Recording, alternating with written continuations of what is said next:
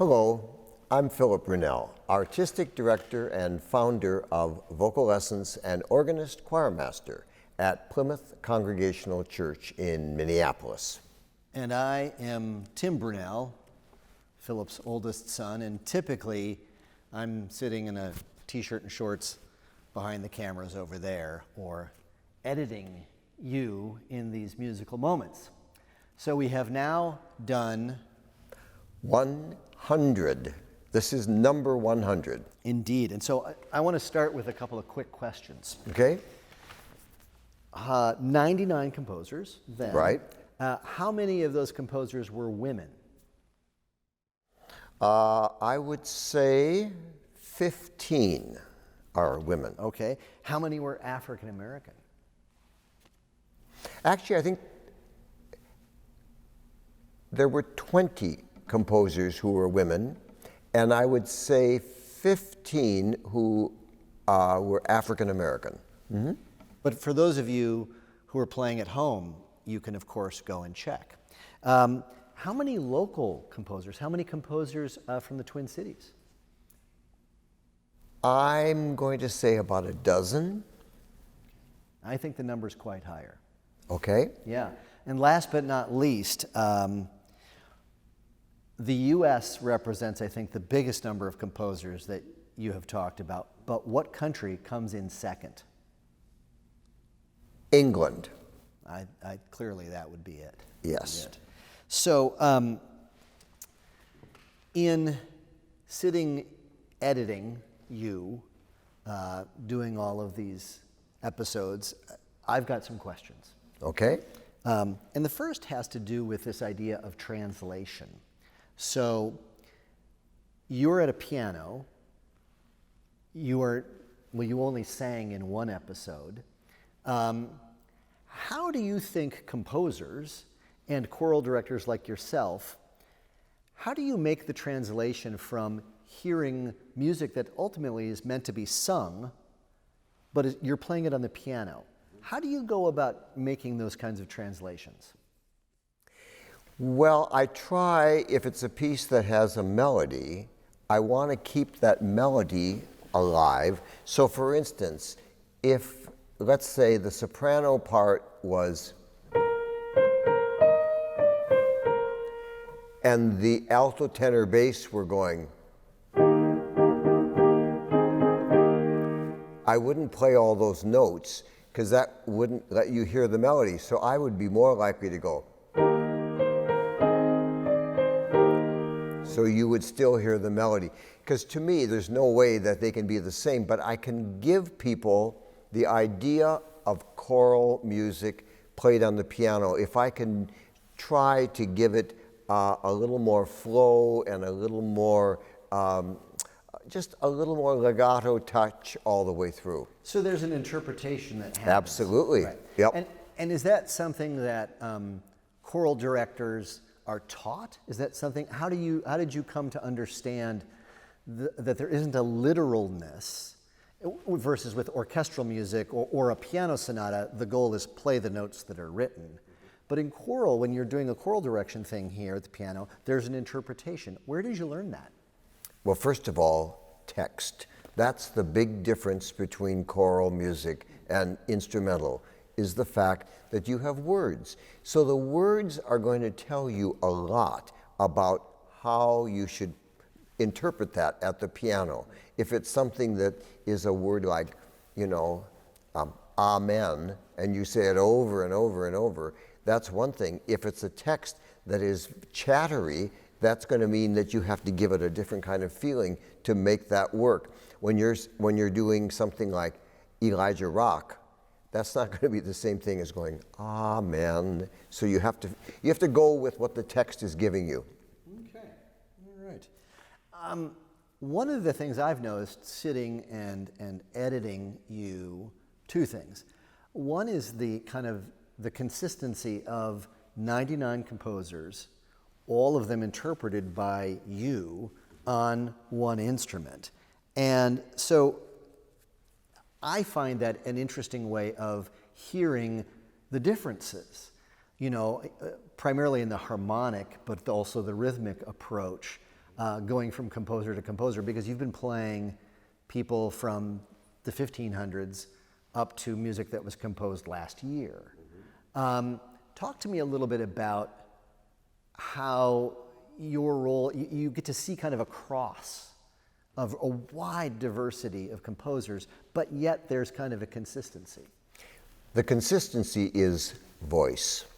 The fact that all of these composers, you know, there are composers I haven't chosen because they really didn't write for voice. They wrote for instruments, and that's fine, but I wanted the ones that are going to write for voice. And people who write for voice, I think, have a special kind of sound that they're looking for when they set that. They're more likely to do this than they are to do this. Not so much that. So you'll hear, you know, it's a vocal thing. Okay. Well, and you're also known, I think, for kind of an eclectic exploration, right? Throughout your over 50 years of commissioning composers and directing choirs. What do you seek in choral compositions? Meaning, you might be commissioning someone and it's brand new, but I also think of you recently discovered someone like Ina Boyle. What are you looking for as a choral director? What are you looking for in a piece of choral music? Well, it has to be something that speaks to me. I mean, there are composers who write lovely choral music that just don't interest me, because there is no way that one person is going to like every composer equally well. It's just not going to happen. So for me, I'm looking at, you know, how does this composer set words? How does this composer set something for voice that feels wonderful? It could be difficult, that's okay, but it's still very, very unique to that person.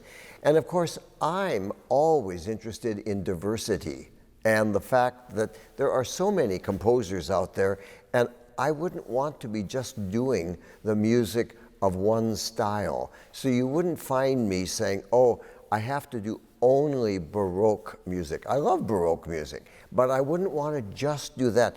I'd want to say, oh, but I want to do Renaissance, and I want to do contemporary, and I want to do romantic, because each style has something special to offer to me and to the listener and to the singer. Now, the second thing I've learned editing all of these episodes and also recording them, and this is something you might want to know at home. So we walk in, and it's a Friday right now.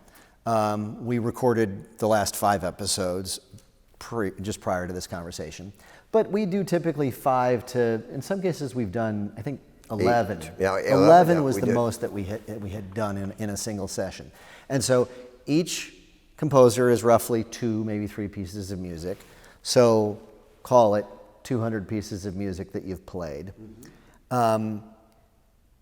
Talk to me a little bit about, I'll get to my point, but let's talk to you a little bit about how do you prepare for your speaking notes, but also for getting the music into your fingers?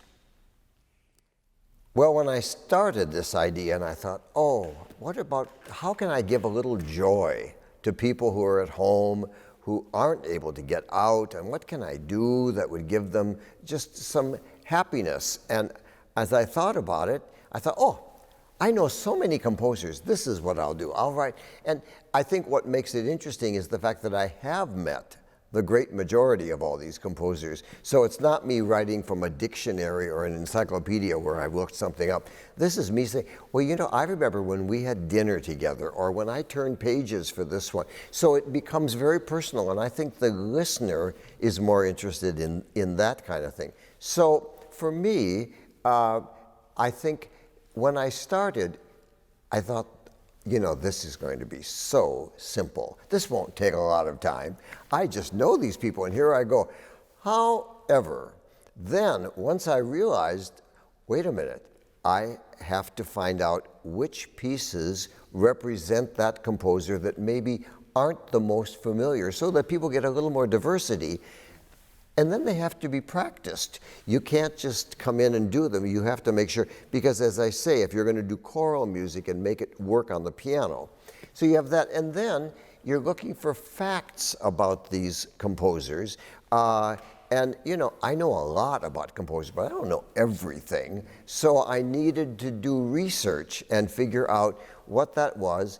And then hopefully my idea would be that when I come to one of these sessions with you, I have just some scribbles, a few things that I just want to remember to comment, and always when I can, to comment on how that composer had a relationship to vocal lessons, to Plymouth Church, to me.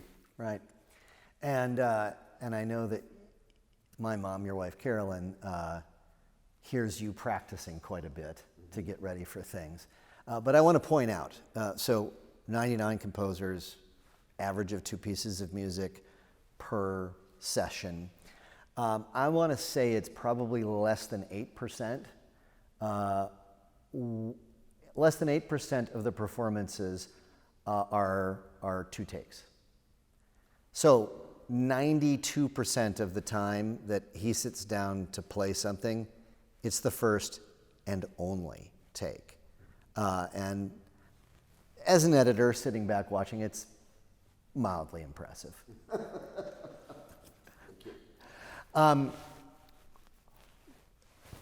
One of the things that's happening, that's evolved with this little program that we've put together, is now Vocal Essence is taking the recordings. And initially it kind of started, well, how do we think about Plymouth Church and the fact that we're not meeting together. But then that evolved to bring in Vocal Essence as we developed the idea originally. And now you've got an intern taking a lot of this stuff and expanding on it. How do you see this program and what we're doing benefiting future choral directors, people studying choral direction, or singers? Well, when I thought at the beginning of doing it, I wasn't thinking about that, but I now believe, and part of this was because Bruce Becker, the head of the Minnesota American Composers Association, American Choral Directors Association rather, he said, it would be great if you could expand on what you've done so that young conductors in Minnesota who don't know who many of these composers are would say, oh, I've got some information. So having this intern, what this has meant is that Emma has created a bio on the composer, and then after I have edited it, I send it to the composer and say, I hope this is what you like. It's not huge, but I want to get people interested. So the composer, and then I ask, where can I get a good picture of you so that we can put that there? And then I select 3 choral pieces of each composer, not necessarily anything I played here, but that would give you an idea of, here's a good entry piece, here's something else, and this might be more challenging. But then people get an idea of the range of what that composer has.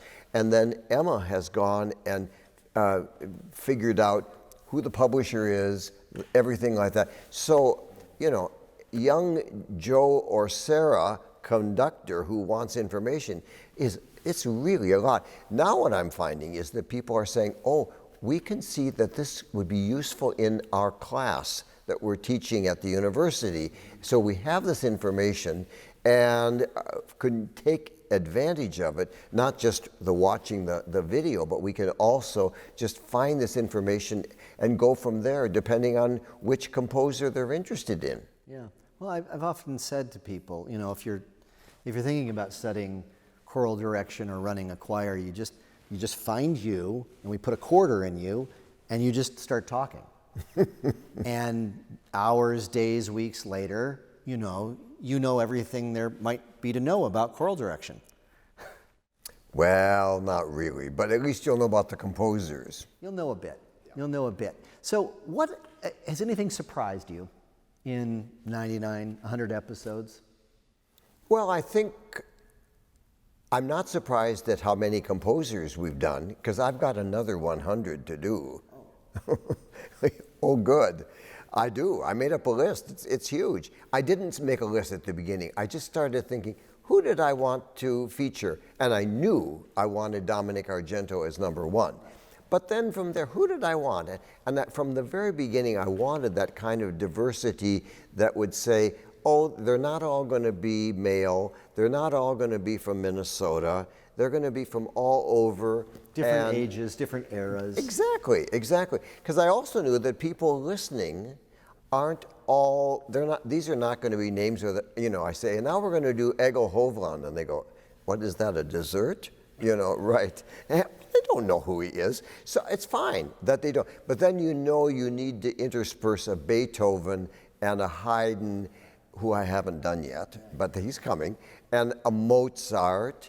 So you have to be able to add some of those names where people have a little sense of, oh, I know that name. That's good to know. Yeah. Kind of balancing things out. Exactly, to balance it all out, and then looking at it, and some from the U.S., some from Europe, some from the past, some women, some men. I mean, all of that. It's just trying to figure out how can I make that balance work to keep it interesting for the listener. Well, it's been interesting for me, and I've appreciated this opportunity to collaborate with you, Dad. And I will tell you, there's a few facts that don't appear in my little presentations. Oh. For instance, it's just, do tell. Well, I didn't mention when we did Honegger, who, of course, composed King David and all that. I did not mention the fact that Honegger and his wife did not live in the same building. They lived in two different buildings and met each day for lunch. Period. That was it. To me, a kind of an unusual marriage, but hey, there it was. I didn't know when I started this that Dan Cantor, local composer, I didn't realize that he was one of the writers of crossword puzzles for the New York Times. I did say it when we did it, but I didn't know that. I mean, so I love the fact I've learned some things about composers that were new, but I think it's just important that you try to make these composers people, that everybody goes, oh my word, that's really interesting. I didn't know that. Right. Well, thank you. This has been a unique pleasure, and I've enjoyed the opportunity to collaborate with you, but also to learn along with you and to gain a broader understanding of choral music and all of the things that it can be in the world. So my question for you. Yes. So are you looking forward to the next 100? It's the job that needs to be done. There you go. Well, thank you very much for watching, and thank you for enlightening and illuminating all of us. You're welcome. Have a wonderful day. I'll let you say it. Good. All right. Hey, that was fine. Yeah.